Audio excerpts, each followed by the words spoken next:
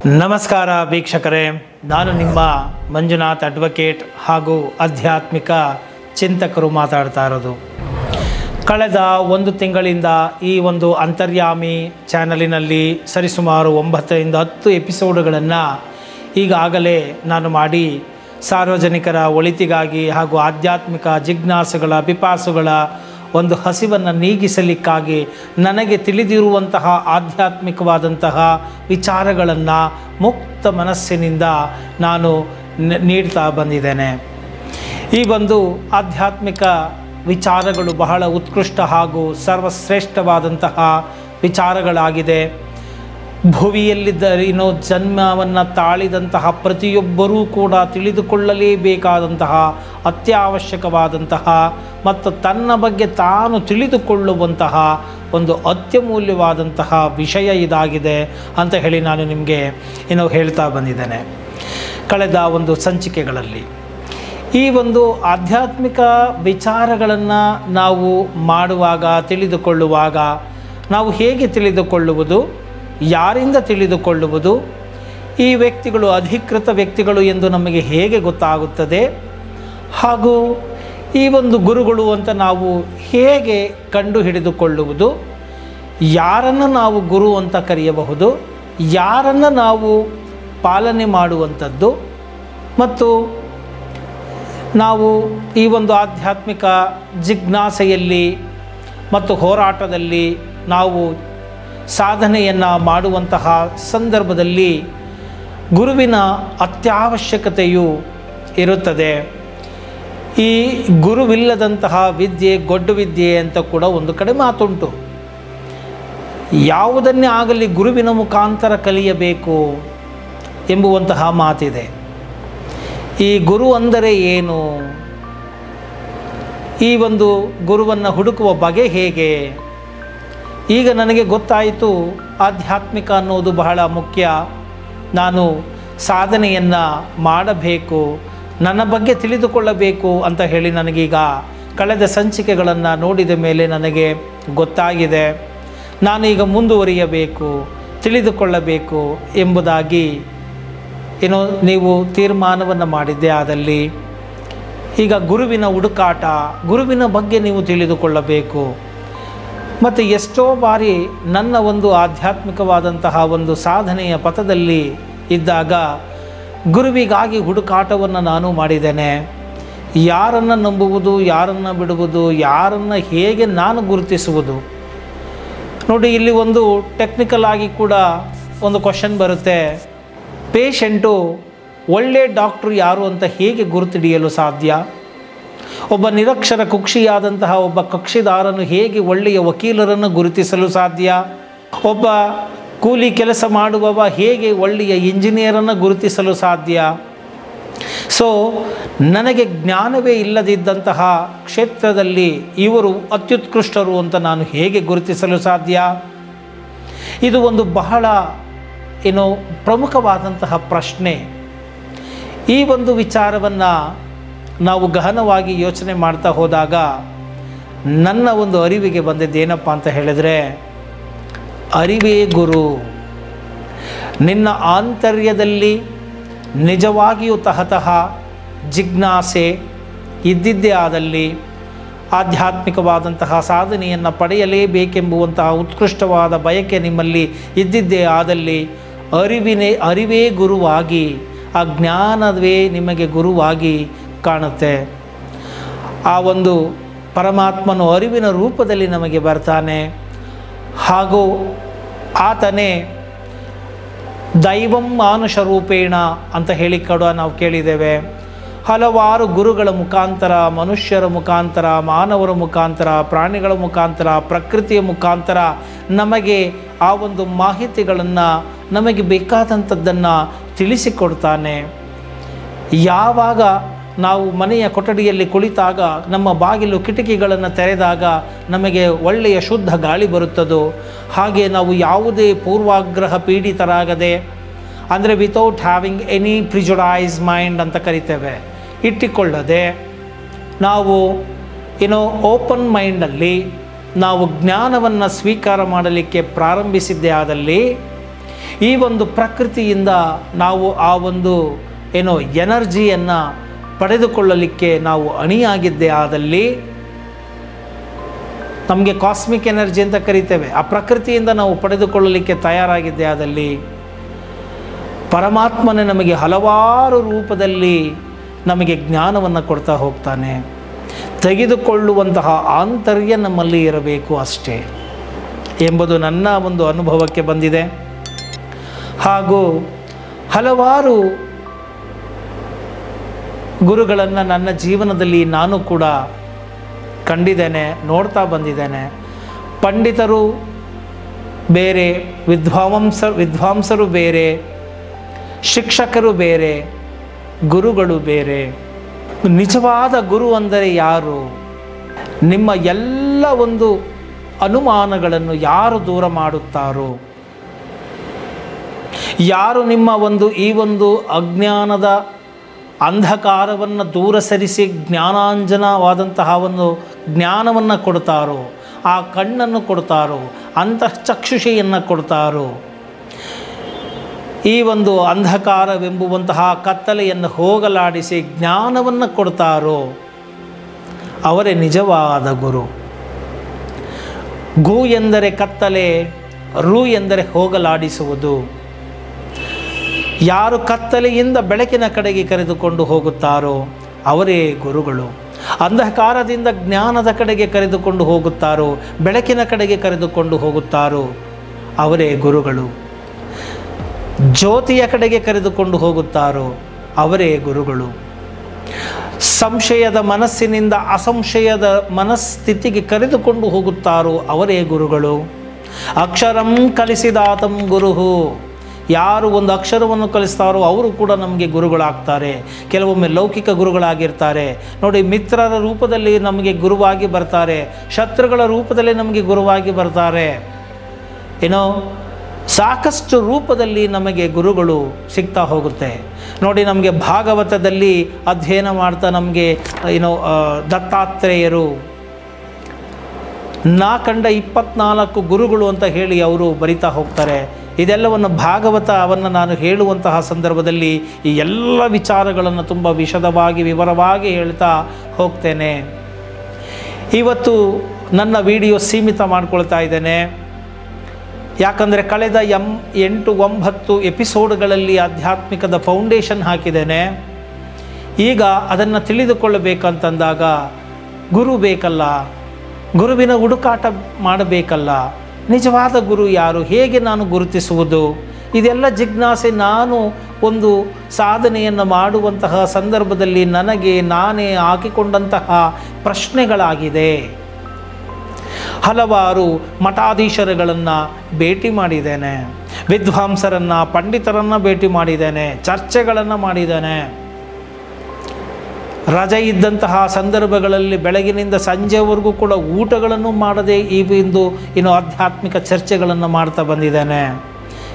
ಸಿಕ್ಕವರ ಬಳಿ ನನ್ನ ಆಧ್ಯಾತ್ಮಿಕ ಪ್ರಶ್ನೆಗಳನ್ನು ಕೇಳ್ತಾ ಬಂದಿದ್ದೇನೆ. ಇದಕ್ಕೆ ಉತ್ತರವನ್ನು ತೆಗೆದುಕೊಳ್ಳುವ ಒಂದು ಪ್ರಯತ್ನವನ್ನು ಮಾಡಿದ್ದೇನೆ. ಹಾಗೆ ನಿಮ್ಮಲ್ಲಿಯೂ ಕೂಡ ಪ್ರಶ್ನೆಗಳು ಬರ್ತಾ ಹೋಗಬಹುದು. ನಾನು ವಕೀಲನಾಗಿ ಈ ಒಂದು ಕೆಲಸಗಳನ್ನು ಮಾಡುವಂತಹ ತುಂಬ ಬ್ಯುಸಿ ಶೆಡ್ಯೂಲಲ್ಲಿ ಇದನ್ನು ನಾನು ಕೊಡಬೇಕು ಅಂತ ಹೇಳಿ ಪ್ರಾರಂಭ ಮಾಡಿ ಚಾನಲನ್ನು ಓಪನ್ ಮಾಡಿದ್ದೇನೆ.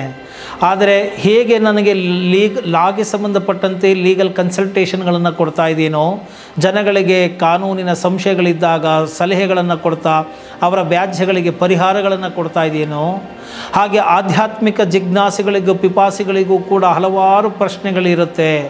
ಆ ಪ್ರಶ್ನೆಗಳಿಗೆ ನಾನು ಉತ್ತರಗಳನ್ನು ನನ್ನ ಕೈಲಾದಷ್ಟು ಮಟ್ಟಿಗೆ, ನನ್ನ ಅರಿವಿಗೆ ಎಟುಕಿದಷ್ಟು ಮಟ್ಟಿಗೆ ನಾನು ಕೊಡಲಿಕ್ಕೆ ತಯಾರಾಗಿದ್ದೇನೆ. ಆದರೆ ಸಮಯದ ಅಭಾವ ಇದೆ. ಆದ್ದರಿಂದ ಈ ಒಂದು ವಿಡಿಯೋಗಳು ಎಷ್ಟು ಜನಕ್ಕೆ ಮುಟ್ಟುತ್ತೆ, ಹೇಗೆ ಹೋಗುತ್ತೆ, ಹೇಗೆ ಇದು ಬೆಳೆಯುತ್ತೆ ಅನ್ನೋದ್ರ ಮುಖಾಂತರ ಮೂಲಕ ನಾನು ಯಾವುದಾದ್ರೂ ಒಂದು ದಿನವನ್ನು ಈ ಒಂದು ಆಧ್ಯಾತ್ಮಿಕವಾದಂತಹ ಜಿಜ್ಞಾಸೆಗಳಿಗೆ ಮುಡುಪಾಗಿಡಬೇಕು. ಅದು ನೇರವಾಗಿ ಭೇಟಿ ಮಾಡುವುದರ ಮುಖಾಂತರನೋ, ಅಥವಾ ಲೈವಿಗೆ ಬಂದು ಮಾತಾಡುವುದರ ಮುಖಾಂತರನೋ, ಅಥವಾ ಮೇಲ್ಗಳ ಮುಖಾಂತರ ನಿಮ್ಮ ಪ್ರಶ್ನೆಗಳನ್ನು ಕಳಿಸಿಕೊಟ್ರೆ ಅದಕ್ಕೆ ಉತ್ತರ ಕೊಡುವಂತಹ ಮುಖಾಂತರನೋ ನಾನು ಆಮೇಲೆ ನಿರ್ಧಾರವನ್ನು ಮಾಡ್ತೇನೆ. ಸೊ ನನ್ನ ಒಂದು ಜಿಜ್ಞಾಸೆಯ ಒಂದು ಹಂತದಲ್ಲಿ ನಾನು ಪಟ್ಟಂತಹ ಕಷ್ಟಗಳು ನನ್ನ ಪ್ರೀತಿಯ ವೀಕ್ಷಕರಿಗೆ ಇರಬಾರ್ದು. ಅವರಿಗೆ ಸರಳವಾಗಿ ಸುಲಭವಾಗಿ ನಾನು ಗಳಿಸಿದ್ದನ್ನು ಅವರಿಗೆ ಕೊಟ್ಟು ಬಿಡಬೇಕು. ಕೊಡುವುದರ ಮುಖಾಂತರ ನನ್ನ ಋಷಿ ಋಣವನ್ನು ತೀರಿಸಿಕೊಳ್ಳಬೇಕು ಅಷ್ಟೇ. ಕೊಡುವವನು ಎಂದಿಗೂ ಹೆಮ್ಮೆಯನ್ನು ಪಡುವಂತಹ ಅವಶ್ಯಕತೆ ಇಲ್ಲ. ಯಾಕೆಂದರೆ ಆತನು ಯಾವುದನ್ನೂ ಸೃಷ್ಟಿ ಮಾಡಲಿಲ್ಲ. ಇನ್ನೊಬ್ಬರಿಂದ ಪಡೆದಿದ್ದನ್ನು ಅಷ್ಟೇ ಒಂದು ನಿಸ್ವಾರ್ಥವಾಗಿ ಇನ್ನೊಬ್ಬರಿಗೆ ಕೊಟ್ಟು ಬಿಡ್ತಾನೆ. ಆದರೆ ಕೊಡುವುದಕ್ಕೆ ರೀತಿ ನೀತಿಗಳಿದ್ದಾವೆ, ಅದಕ್ಕೆ ಮಾನದಂಡಗಳಿದ್ದಾವೆ. ಅದನ್ನು ಅನುಸರಿಸಿಯೇ ನಾನು ಕೊಡ್ತೇನೆ. ಎಲ್ಲರಿಗೂ ಕೂಡ ಎಲ್ಲ ವಿಚಾರಗಳು ಅಲ್ಲ. ಮತ್ತು ಕೊಡುವುದು ಕೂಡ ಕೊಡುವ ರೀತಿಯಲ್ಲಿ ಅರ್ಹ ವ್ಯಕ್ತಿಗಳಿಗೆ ನಾವು ಪಾತ್ರಗಳ ವಿಶ್ಲೇಷಣೆಯನ್ನು ಮಾಡಿ ನಾವು ಕೊಡಬೇಕಾಗತ್ತೆ. ಅದನ್ನು ನೋಡಿ ನಾನು ವಿಷಯಗಳನ್ನು ಕೊಡ್ತಾ ಹೋಗ್ತೇನೆ. ಶ್ರದ್ಧಾವಂತರಿಗೆ ಖಂಡಿತವಾಗಿಯೂ ನಾನು ನನ್ನ ಈ ಒಂದು ಆಧ್ಯಾತ್ಮಿಕ ಚಾನಲಿನ ಮುಖಾಂತರ ನಾನು ಅವರಿಗೆ ಸ್ಪಂದಿಸ್ತೇನೆ.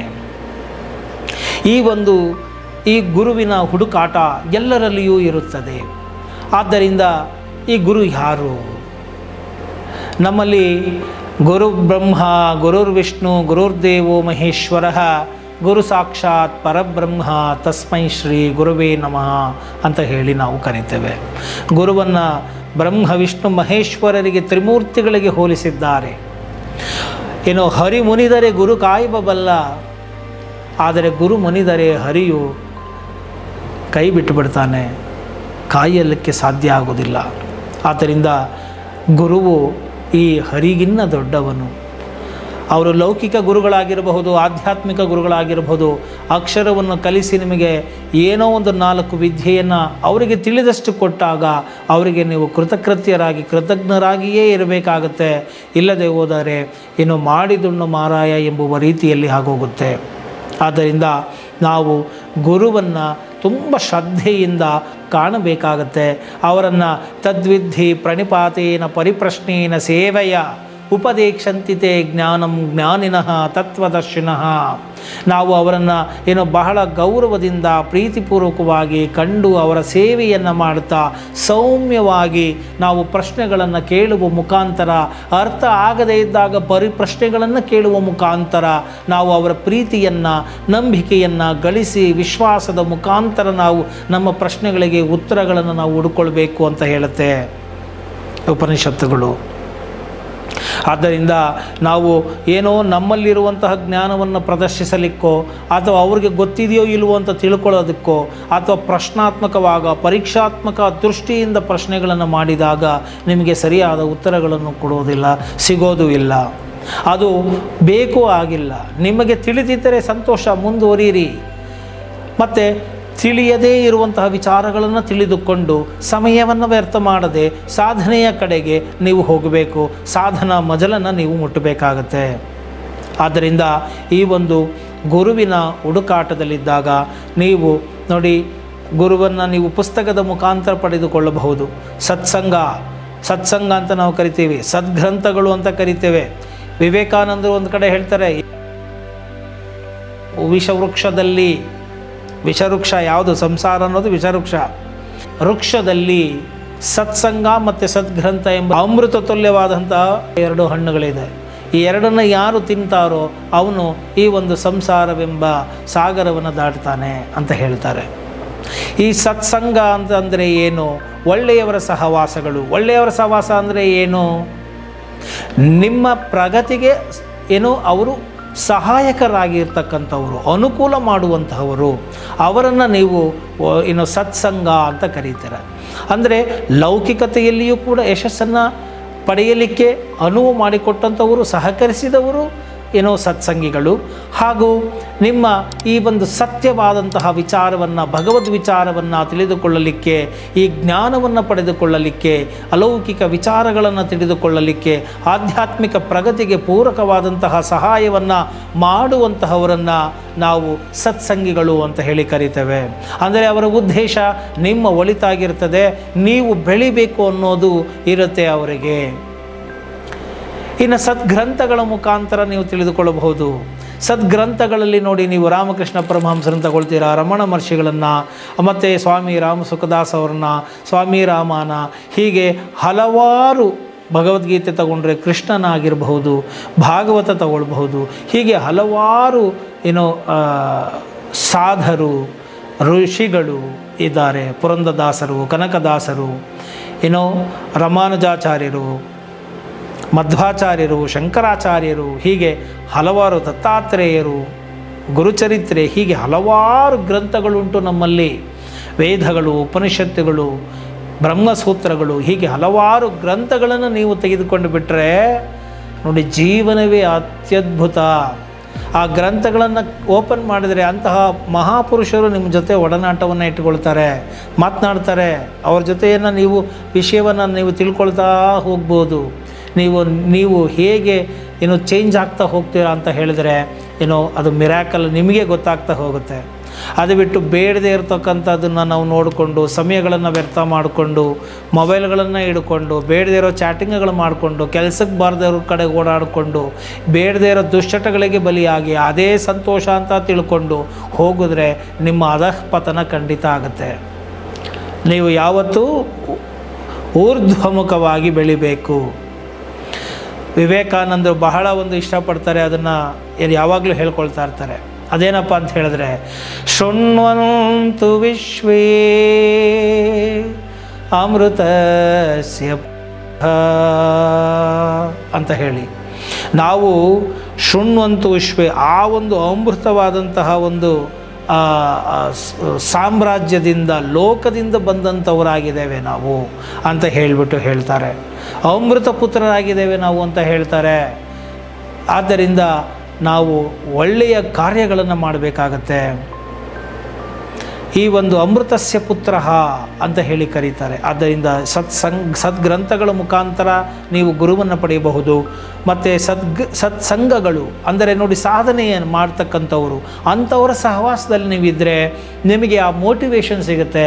ಒಬ್ಬರನ್ನು ನೋಡಿ ಇನ್ನೊಬ್ಬರು ಮಾತಾಡುವುದರ ಮುಖಾಂತರ, ಆಹಾ ಇವರು ಎಷ್ಟು ಚೆನ್ನಾಗಿ ಮಾತಾಡಿದ್ದಾರೆ, ಇವರ ಜ್ಞಾನ ಎಷ್ಟು ಚೆನ್ನಾಗಿದೆ, ಎಷ್ಟೋ ಜ್ಞಾನವನ್ನು ನೀವು ಪಡಿತಾ ಇದ್ದಂಗೆ ನಿಮ್ಮಲ್ಲಿ ಇರ್ತಕ್ಕಂಥ ಎಷ್ಟೋ ದುಃಖಗಳು ಹೇಳ ಹೆಸರಿಲ್ದಂಗೆ ಹೊರಟೋಗುತ್ತೆ. ಲವಲೇಶ ಅದನ್ನು ಇರೋದಿಲ್ಲ. ನಿಮಗೆ ಎಷ್ಟೋ ದುಃಖದ ಪ್ರಮಾಣ ನಿಮಗೆ ಕಡಿಮೆ ಆಗುತ್ತೆ, ನಿಮಗೆ ಜ್ಞಾನವನ್ನು ಪಡೆದುಕೊಳ್ಳುವುದರ ಮುಖಾಂತರನೇ. ನಿಜವಾದ ಜ್ಞಾನ, ನಿಜವಾದ ಅರಿವೇ ದೇವರಾಗಿದ್ದಾನೆ. ನಿಮ್ಮ ಎಲ್ಲ ಭಯಗಳನ್ನು, ನಿಮ್ಮ ಎಲ್ಲ ಶೋಕ ಸಾಗರಗಳನ್ನು, ನಿಮ್ಮೆಲ್ಲ ಮೋಹಗಳನ್ನು ಕಳೆಯುವಂತಹ ಸ್ಥಿತಿ ಇದೆಯಲ್ಲ, ಮತ್ತು ಆ ಕಳೆದಾಗ ನಿಮಗೆ ಬರುತ್ತಲ್ಲ ಜ್ಞಾನ, ಅದೇ ಗುರುವಾಗಿದೆ. ಆ ಗುರುವನ್ನು ನೀವು ಜ್ಞಾನವನ್ನು ಪಡೆದುಕೊಳ್ಳುವುದರ ಮುಖಾಂತರನೇ ತಿಳ್ಕೊಳ್ಬಹುದು. ಆದ್ದರಿಂದ ನೀವು ದೈಹಿಕವಾಗಿಯೇ ಯಾವುದೋ ಒಬ್ಬ ವ್ಯಕ್ತಿಯನ್ನು ಗುರು ಅಂತ ಸ್ವೀಕಾರ ಮಾಡಿ ಅವರಿಂದನೇ ನೀವು ಪಡ್ಕೊಳ್ಬೇಕು ಅನ್ನೋದು ಏನಿಲ್ಲ ಎಂಬುವಂಥ ವಿಚಾರವನ್ನು ಕೂಡ ಇಲ್ಲಿ ನಾನು ನಿಮಗೆ ಸ್ಪಷ್ಟವಾಗಿ ಹೇಳ್ತೇನೆ. ನೋಡಿ, ನಿಮ್ಮಲ್ಲಿ ಪಡೆಯಲೇಬೇಕು ಎಂಬುವಂತಹ ಆಸೆ ಇದ್ದಿದ್ದೆ ಆದಲ್ಲಿ ನೋಡಿ, ಉದಾಹರಣೆಗೆ ನಾವು ಭಕ್ತ ಪ್ರಹ್ಲಾದನನ್ನು ತಗೊಳ್ಳಬಹುದು. ಆತನು ಎಷ್ಟರ ಮಟ್ಟಿಗೆ ಹರಿಯನ್ನು ಕಣಕಣಗಳಲ್ಲಿ ತುಂಬಿಕೊಂಡಿದ್ದ ಅಂದರೆ, ಆತನ ನಂಬಿಕೆ ಹೇಗಿತ್ತು ಅಂತ ಹೇಳಿದರೆ, ಆತನ ತಂದೆಯು ಕೇಳಿದಾಗ ಎಲ್ಲ ಕಡೆಯೂ ಇದ್ದಾನೆ ಅಂದಾಗ ತೋರಿಸಿದಾಗ ಆತನ ನಂಬಿಕೆ ನಿಜವಾಯಿತು. ಆ ಪ್ರಭು ಪ್ರಕಟನಾಗ್ತಾನೆ. ಹಾಗೆ ನಿಮ್ಮ ನಂಬಿದರೆ ಮಹಾದೇವ, ನಿಮ್ಮ ನಂಬಿಕೆಯು ಹೇಗೆ ಇರುತ್ತೆ ಅನ್ನೋದ್ರ ಮೇಲೆ ಹೋಗುತ್ತೆ. ನಿಜವಾದ ಗುರುವು ನಿಮಗೆ ಸಿಗ್ತಾನೆ, ನಿಮ್ಮ ನಂಬಿಕೆ ಇರಬೇಕು. ಗುರುವಿನ ಬಳಿ ಕೂತು ಬರೀ ಸಂಶಯದ ರೀತಿಯಲ್ಲಿ ನೋಡ್ತಾ ಕೂತ್ರೆ, ಅಥವಾ ನೀವು ತಿಳಿದಿರ್ತಕ್ಕಂಥ ಅಲ್ಪ ಜ್ಞಾನ, ಅಲ್ಪ ವಿದ್ಯೆಯನ್ನು ನೀವು ಅವ್ರ ಮೇಲೆ ಹಾಕ್ತೆ. ಗುರು ಅಂದರೆ ಹಿಂಗಿರಬೇಕು, ಗುರು ಅಂದರೆ ನೀವೇ ಫ್ರೇಮ್ ಹಾಕಿಟ್ಬಿಡೋದು. ಗುರು ಅಂದರೆ ನಗಬಾರ್ದು, ಗುರು ಅಂದರೆ ಗಾಂಭೀರ್ಯವಾಗಿರಬೇಕು, ಗುರು ಅಂದರೆ ಭೋಗ ಜೀವನಗಳನ್ನು ತೊರೆದಿರಬೇಕು, ಐಶ್ವರ್ಯ ಜೀವನವನ್ನು ಅವರು ನಡೆಸಬಾರ್ದು, ಸರಳವಾಗೇ ಇರಬೇಕು, ಹೀಗೇ ಇರಬೇಕು, ಕಾವಿನೇ ತೊಟ್ಟಿರಬೇಕು, ರುದ್ರಾಕ್ಷಿ ಮಣಿನೇ ಹಾಕಿರಬೇಕು, ತುಳಸಿ ಮಣಿ ಹಾಕಿರಬೇಕು, ವಿಭೂತಿ ಹಾಕಿರಬೇಕು, ಕುಂಕುಮ ಹಚ್ಕೊಂಡಿರಬೇಕು, ಜಟೆ ಬಿಟ್ಟಿರಬೇಕು, ಈ ರೀತಿಯಾದಂತಹ ಕಲ್ಪನೆಗಳು ಉಂಟು ನಮ್ಮಲ್ಲಿ. ಉದಾಹರಣೆಗೆ ಈಗ ನನ್ನ ಜೊತೆ ಇರ್ತಕ್ಕಂಥವರೇ ಆಗಿರಬಹುದು, ಕೆಲವರು ಹೇಳಬಹುದು, ನನ್ನ ಮಿತ್ರರೇ ಆಗಿರಬಹುದು. ಈ ರೀತಿಯಾಗಿ ನೀನು ಲೌಕಿಕವಾಗಿಯೂ ಸಕ್ಸಸ್ಸನ್ನು ಕಂಡು ಆಧ್ಯಾತ್ಮಿಕವಾಗಿಯೂ ನೀನು ಹೋಗ್ತಾ ಇದೆಯಾ, ಅದು ಸಂತೋಷ ಅಂತಲೂ ಕೇಳ್ತಾರೆ. ಕೆಲವೊಮ್ಮೆ ಇಷ್ಟೆಲ್ಲ ನೀನು ಸಾಧನೆಯನ್ನು ಲೌಕಿಕವಾಗಿಯೂ ಕೂಡ ಮಾಡಿ ನೀನು ಆಧ್ಯಾತ್ಮಿಕವಾಗಿ ಹೀಗೆ ಹೋಗ್ತಾ ಇದೆಯಲ್ಲ, ಇದನ್ನೆಲ್ಲ ಬಿಟ್ಟ ಮೇಲೆ ತಾನೇ ನೀನು ಮಾಡಬೇಕು, ಇದೆಲ್ಲವನ್ನು ಇಟ್ಕೊಂಡು ಹೇಗೆ ಮಾಡೋದು ಅಂತ ಕೇಳ್ತಾರೆ. ನೋಡಿ, ಅದು ಅವರ ಅಲ್ಪ ಜ್ಞಾನದ ಒಂದು ಏನು ಪರಿಚಯ ಮಾಡಿಕೊಟ್ಟಂಗಾಗುತ್ತೆ.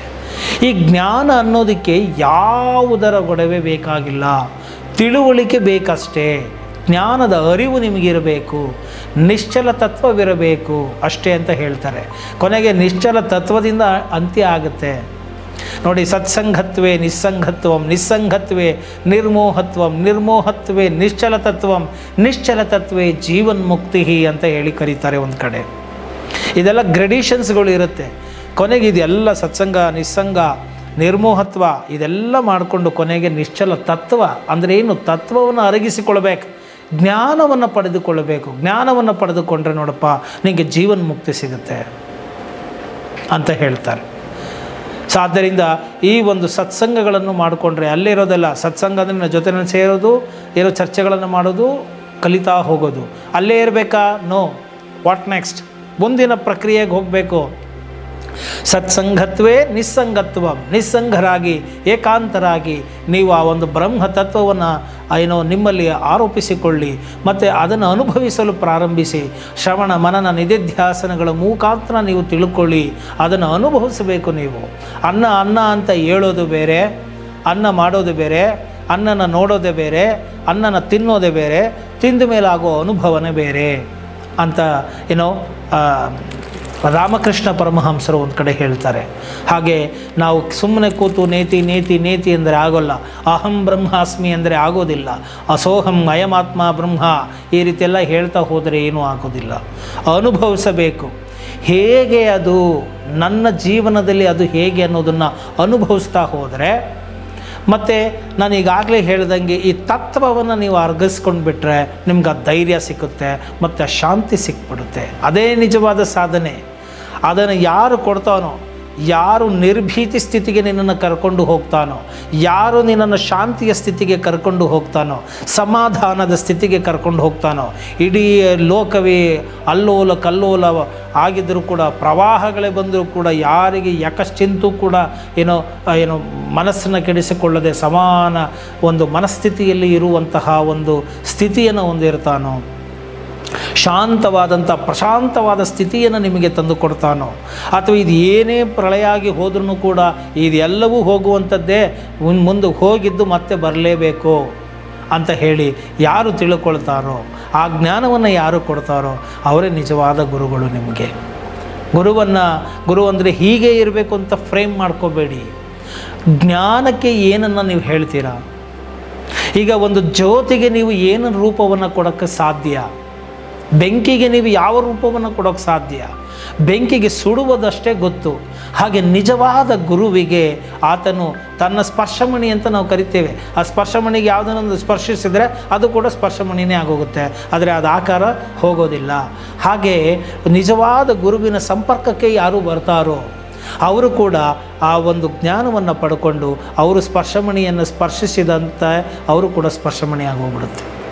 ನಿಜವಾದ ಗುರುವಿನ ಸಂಪರ್ಕದಲ್ಲಿ ಇರೋರು ಮಹತ್ತನ್ನು ಪಡಿತಾರೆ, ಬೃಹತ್ತನ್ನು ಪಡಿತಾರೆ, ಶಾಶ್ವತವಾದದ್ದನ್ನು ಪಡಿತಾರೆ, ನಾಶವಾಗದೇ ಇರೋದನ್ನು ಪಡಿತಾರೆ, ಮತ್ತು ನಿಮ್ಮ ತನವನ್ನು ನಿಮಗೆ ತೋರಿಸಿಕೊಡ್ತಾರೆ.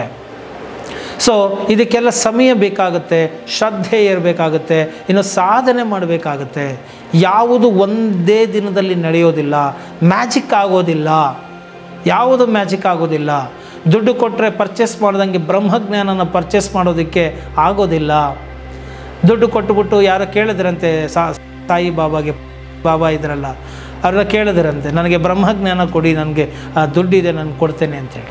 ಆಗೋದಿಲ್ಲ ಅದು. ಆದ್ದರಿಂದ ನಮಗೆ ಸಾಮಾನ್ಯ ಜ್ಞಾನಗಳ ಕೆಲವೊಮ್ಮೆ ಇರೋದಿಲ್ಲ, ಇನ್ನು ಬ್ರಹ್ಮಜ್ಞಾನ ಹೇಗೆ ಸಿಗುತ್ತೆ? ಆ ಬಾಬಾ ಒಂದು ಸಿನಿಮಾದ ನೀವು ನೋಡಿದ್ರೆ ಗೊತ್ತಾಗುತ್ತೆ. ಅವ್ರು ಬೇಕು ಅಂತ, ಇವ್ರು ಬ್ರಹ್ಮಜ್ಞಾನ ಬೇಕು ಅಂತ ಕೇಳ್ತಾರೆ. ಆಗ ಗುರುಗಳು ಕೇಳ್ತಾರೆ, ನನಗೆ 5 ರೂಪಾಯಿ ಸಾಲ ಬೇಕಿತ್ತು, ಹೋಗಿ ಎಲ್ಲಾದರೂ ಹುಡಿಕೊಂಡು ತೊಗೊಂಡು ಬಾಪ, ನೋಡಿ ಅವ್ರನ್ನ ಕೇಳಿ ಇವ್ರನ್ನ ಕೇಳಿ ಅಂತಾರೆ. ಅವ್ರು ಇದ್ದವರು ಹೋಗಿ ಅವ್ರನ್ನ ಕೇಳಿ ಇವ್ರನ್ನ ಕೇಳಿ ಎಲ್ಲರನ್ನೂ ಕೇಳಿ ಬಂದಾಗ ಅವರು ಇಲ್ಲ, ಅವ್ರು ಇರಲಿಲ್ಲ, ಅಲ್ಲಿಗೆ ಹೋಗಿದ್ರು, ಇಲ್ಲಿ ಹೋಗಿದ್ರು, ಅವ್ರು ಅಲ್ಲಿ ಬೀಗ ಹಾಕ್ಕೊಂಡಿದ್ರು, ಸಂಜೆ ಬರ್ತಾರೆ ಆವಾಗ ಸಿಗ್ಬಹುದೇನೋ ಅಂತ ಹೇಳಿಬಿಟ್ಟು ಬಂದು ಉತ್ತರಗಳನ್ನು ಕೊಡ್ತಾ ಇರ್ತಾರೆ. ಆದರೆ ಇವ್ನು ಸುಮ್ಮನೆ ನಿಂತ್ಕೊಂಡೇ ಇರ್ತಾನೆ, ಗುರುನ ಕೇಳ್ತಾ ಇರ್ತಾನೆ, ಬಾಬಾ ನನಗೆ ಬ್ರಹ್ಮಜ್ಞಾನ ಕೊಡಿ ಬಾಬಾ, ಬ್ರಹ್ಮಜ್ಞಾನ ಕೊಡಿ ಬಾಬಾ ಅಂತ. ಆಗ ಗುರುಗಳು ಹೇಳ್ತಾರೆ, ನೋಡು ನಿನ್ನ ಇನ್ನು ಮುಂದೆಯೇ ನಾನು 5 ರೂಪಾಯಿನ ನಾನು ಕೇಳಿದೆ. ಅದು ನನಗೆ ಬೇಕಿರಲಿಲ್ಲ, ಜಸ್ಟ್ ನಾನು ಪರೀಕ್ಷಾರ್ಥವಾಗಿ ಮಾಡಿದೆ. 5 ರೂಪಾಯಿನ ತಗೋ ಬಾಬಾ, ನನ್ನ ಹತ್ರ ಇದೆ ತಗೊಳ್ಳಿ ಅಂತ ಕೊಡುವಂತಹ ಒಂದು ಸಾಮಾನ್ಯ ಜ್ಞಾನ ಮತ್ತು ಮನಸ್ಸು ನಿಮ್ಮಲ್ಲಿ ಇಲ್ಲ. ಇನ್ನು ಬ್ರಹ್ಮಜ್ಞಾನವನ್ನು ಹೇಗೆ ಪಡಿತೀರಾ? ಇತರರಿಗೆ ಸೇವೆಗಳಿಗಾಗಿ ಸ್ಪಂದಿಸುವಂತಹ ಗುಣ ನಿನ್ನಲ್ಲಿಲ್ಲದೆ ಹೋದರೆ ನೀನು ಹೇಗೆ ಸ್ವಾರ್ಥತೆಯನ್ನು ಬಿಟ್ಟು ನಿಸ್ವಾರ್ಥ ಸ್ಥಿತಿಗೆ ಹೋಗಬಲ್ಲೆ ಎಂಬುವಂತಹ ಮಹತ್ತರ ವಿಚಾರಗಳನ್ನು ನಾವು ಅರ್ಥ ಮಾಡ್ಕೋಬೇಕಾಗುತ್ತೆ. ಸೊ ಆದ್ದರಿಂದ ಈ ಒಂದು ಬ್ರಹ್ಮಜ್ಞಾನ ಬೇಕು ಅಂತ ಹೇಳಿದರೆ, ಆ ಒಂದು ಶಾಶ್ವತವಾದಂಥ ಆನಂದ ಪಡಿಬೇಕು ಅಂದರೆ ನಿಮಗೆ ಸರಿಯಾದಂಥ ಜ್ಞಾನ ಸಿಗಬೇಕು, ಸರಿಯಾದಂಥ ಗುರು ಸಿಗಬೇಕು, ಮತ್ತು ಸರಿಯಾದಂಥ ಅರಿವು ಸಿಗಬೇಕು. ಅದಕ್ಕೆ ಸರಿಯಾದ ಮಾರ್ಗವನ್ನು ನೀವು ತೀರ್ಮಾನ ಮಾಡಬೇಕು. ಹಲವಾರು ಮಾರ್ಗಗಳಿದೆ ಅಂತ ನಾನು ಕಳೆದ ಸಂಚಿಕೆಯಲ್ಲಿ ಹೇಳಿದ್ದೇನೆ. ನಿಮಗೆ ಯಾವ ಮಾರ್ಗ ಸೂಕ್ತ ಅನ್ನೋದನ್ನು ಫಸ್ಟ್ ನೀವು ತಿಳ್ಕೊಂಡು ಆ ಮಾರ್ಗದ ಮುಖಾಂತರ ನೀವು ಹೋಗಿ. ಅದು ಬಿಟ್ಟು ಇನ್ಯಾರೋ ಒಂದು ಯಾವುದೋ ದಿನ ಯೋಗಾಸನ ಮಾಡಿಸ್ತಾರೆ ಅಂತ ಯೋಗ ಮಾಡೋದಲ್ಲ, ಅಥವಾ ಇನ್ಯಾರು ಭಕ್ತಿನ ಚೆನ್ನಾಗಿ ಮಾಡ್ತಾರೆ ಅಂತ ಭಕ್ತಿ ಸಿನಿಮಾ ನೋಡಿ ಭಕ್ತಿಗೆ ಮಾಡೋದಲ್ಲ. ನಿಮಗೆ ಯಾವುದು ಕ್ವಾಲಿಟೀಸ್ ಇದೆ, ನ್ಯಾಚುರಲ್ ಆಗಿ ಮಾಡೋಕ್ಕೆ ನಿಮ್ಗೆ ಇಷ್ಟ ಇದೆ, ಅದನ್ನು ನೀವು ಮಾಡಿ. ಅಷ್ಟು ಸ್ವಾತಂತ್ರ್ಯವನ್ನು ನಮ್ಮ ಸನಾತನ ಧರ್ಮ ನೀಡಿದೆ. ಪ್ರತಿಯೊಬ್ಬರ ಬಳಿಯೂ ಹೋಗಿ ಪ್ರತಿಯೊಂದು ಒಳ್ಳೆಯದನ್ನು ಕಲಿತುಕೊಂಡು ನೀವು ಅದನ್ನು ಅರ್ಥ ಮಾಡಿಕೊಂಡು ಅರಗಿಸಿಕೊಂಡು ಬೆಳೀತಾ ಹೋದರೆ ನಿಮ್ಮ ಸಾಧನೆ ಬೆಳೀತಾ ಹೋಗುತ್ತೆ. ಆಧ್ಯಾತ್ಮಿಕ ಸಾಧನೆ ನಿಮಗೆ ಆಧ್ಯಾತ್ಮಿಕ ಸಾಧನೆ ಆಗಿದೆ ಅನ್ನೋದಕ್ಕೆ ನಿಮಗೆ ಏನು ಮುನ್ಸೂಚನೆ ನಿಮ್ಗೆ ಗೊತ್ತಾಗೋದು ಹೇಗೆ ಅಂದರೆ, ನೀವು ನಿರ್ಭೀತ ಸ್ಥಿತಿಗೆ ಹೋಗಬೇಕು, ನಿರ್ಮೋಹ ಸ್ಥಿತಿಗೆ ಹೋಗಬೇಕು, ನಿಶ್ಚಲ ತತ್ವವನ್ನು ಪಡಿಬೇಕು, ಮನಸ್ಥಿತಿಯು ಸಮಾಧಾನವಾಗಿ ಇರಬೇಕು, ಪ್ರಶಾಂತ ಮನಸ್ಥಿತಿ ಸಿಗಬೇಕು. ಯಾವುದು ಇರಲಿ ಯಾವುದು ಬರಲಿ ಹೋಗಲಿ ನೀವು ಪ್ರಶಾಂತವಾಗಿ ಇರಬೇಕು. ಯಾವುದಕ್ಕೂ ಕೂಡ ವಿಕೃತಿಯನ್ನು ಪಡೆಯಬಾರದು, ಅಥವಾ ಅದಕ್ಕೆ ನೀವು ಡೋಲಾಯಮಾನ ಪರಿಸ್ಥಿತಿ ಆಗಿಬಿಡಬಾರ್ದು. ಸುಖ ಬಂದಾಗ ಹಿಗ್ಗದೆ, ದುಃಖ ಬಂದಾಗ ಕುಗ್ಗದೆ, ಸಮತ್ವದಲ್ಲಿ ನೆಲೆ ನಿಂತವನು ಜಾಣ ನೋಡಯ್ಯ ಯೋಗಿ ಕಾಣಯ್ಯ. ಸುಖ ಬಂದಾಗ ಹಿಗ್ಗುಬಿಡೋದು, ದುಃಖ ಬಂದಾಗ ಕುಗ್ಗಿಬಿಡೋದು ಅಲ್ಲ, ಸಮತ್ವದಲ್ಲಿ ನೆಲೆ ನಿಲ್ಲಬೇಕು. ಯೋಗಂ ಸಮತ್ವ ಉಚ್ಯತೆ. ಕೃಷ್ಣ ಭಗವದ್ಗೀತೆಯಲ್ಲಿ ಹೇಳ್ತಾನೆ, ಯಾರಿಗೆ ಸಮಾನ ಮನಸ್ಥಿತಿ ಇದೆಯೋ, ಎರಡನ್ನು ಬ್ಯಾಲೆನ್ಸ್ ಮಾಡುವಂಥ ಶಕ್ತಿ ಇದೆಯೋ, 6 ರೂಪಾಯಿ 100 ರೂಪಾಯಿ ಬಂದ್ರೂ ಓಕೆ, 100 ರೂಪಾಯಿ ಕಳೆದ್ರೂ ಓಕೆ, ನೋ ಪ್ರಾಬ್ಲಮ್, ಸಮಾನ ಸ್ಥಿತಿನಲ್ಲಿ ಇರ್ತಾನೋ, ಸಾಕ್ಷಿಯಾಗಿ ಎಲ್ಲವನ್ನು ಪರಿಗಣಿಸುವ ಶಕ್ತಿ ಇದೆಯೋ ಆತನು ಯೋಗಿ. ಅದನ್ನು ಬಿಟ್ಟು ರುದ್ರಾಕ್ಷಿ ಮಣಿಗಳನ್ನು ಇನ್ನೇನೋ ನಾಮಗಳನ್ನ ಹಚ್ಕೊಳ್ಳೋದು ಇದಲ್ಲ. ನಮ್ಮಲ್ಲಿ ಸಾಕಷ್ಟು ಗಾದೆಗಳು ಕೂಡ ಉಂಟು. ಬೂಟಾಟಿಗೆ ದಾಸನಿಗೆ ಎಲ್ಲ ಕಡೆಯೂ ನಾಮ ಅಂತ. ಆದ್ದರಿಂದ ಬೇಕಿಲ್ಲ. ಜ್ಞಾನಿಯು ಹೀಗೆ ಇರ್ತಾನೆ ಅಂತ ಹೇಳೋಕ್ಕಾಗೋದಿಲ್ಲ, ಗುರು ಹೀಗೆ ಇರಬೇಕು ಅಂತ ಹೇಳೋಕ್ಕಾಗೋಲ್ಲ.